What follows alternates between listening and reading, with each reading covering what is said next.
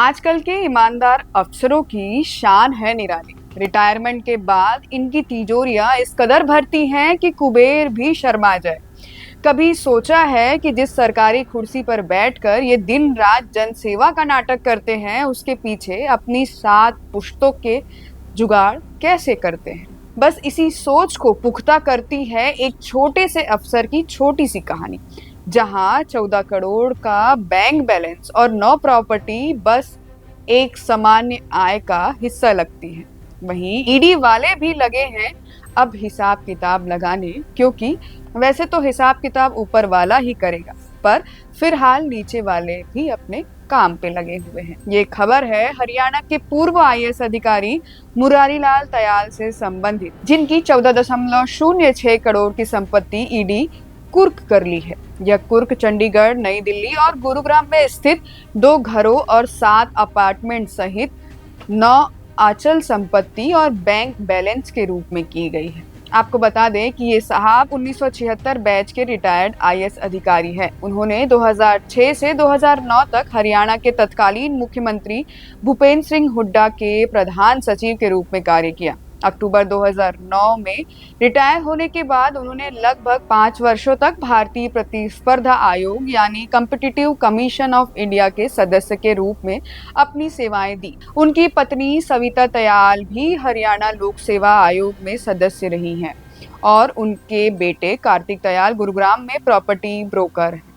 अब ईडी ने यह कार्रवाई मानसरोवर लैंड स्कैम से जुड़ती है। अब आप सोचेंगे कि ईडी आखिर बीच में कैसे आया, तो ईडी का यह कार्रवाई मानसरोवर लैंड स्कैम से जुड़ी हुई है, जो देश के सबसे बड़े जमीन घोटालों में से एक माना जाता है।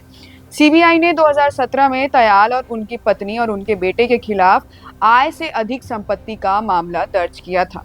आरोप है कि 1 जनवरी 2006 से 31 दिसंबर 2014 के बीच दयाल परिवार ने अपनी वैध आय से 81.11% अधिक यानी लगभग 14 करोड़ की संपत्ति अर्जित की है। ईडी का आरोप है कि यह संपत्ति प्रोसीडर्स फंड ऑफ क्राइम है, यानी अपराध से अर्जित की गई। और आपको बताएं कि मानसरोवर लैंड स्कैम का मामला 2004 और 5 में शुरू हुआ, जब भूपेंद्र सिंह हुड्डा के नेतृत्व वाली हरियाणा सरकार ने मानसरोवर और गुरुग्राम के आसपास के इलाके में लगभग 912 करोड़ की जमीन अधिग्रहित करने के लिए एक अधिसूचना जारी की। इसका उद्देश्य औद्योगिक मॉडल टाउनशिप विकसित करना था। हालांकि आरोप यह है कि इस अधिसूचना का लाभ उठाते हुए निजी बिल्डरों और दलालों ने किसानों से लगभग 400 एकड़ जमीन बेहद कम दामों में खरीदी। उन्हें यह कहकर डराया गया कि सरकार बहुत कम दाम पर जमीन लेगी।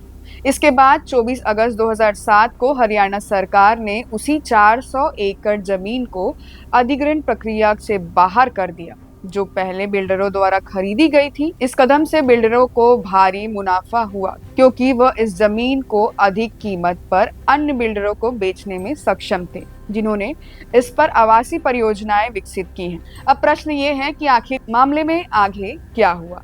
2014 में हरियाणा के केंद्र से सत्ता में परिवर्तन के बाद इस मामले की जांच शुरू हुई। पहले गुरुग्राम पुलिस, फिर 17 सितंबर 2015 में सीबीआई ने इस कथित जमीन घोटाले में एफआईआर दर्ज की। सीबीआई के चार्जशीट में भूपेंद्र सिंह हुड्डा और 33 अन्य लोगों के नाम भी शामिल थे, जिनमें मुरारी लाल दयाल भी शामिल थे। सीबीआई ने आरोप लगाया कि किसानों को लगभग 1500 करोड़ का नुकसान हुआ है। इस मामले में न्यायिक प्रक्रिया अभी भी जारी है।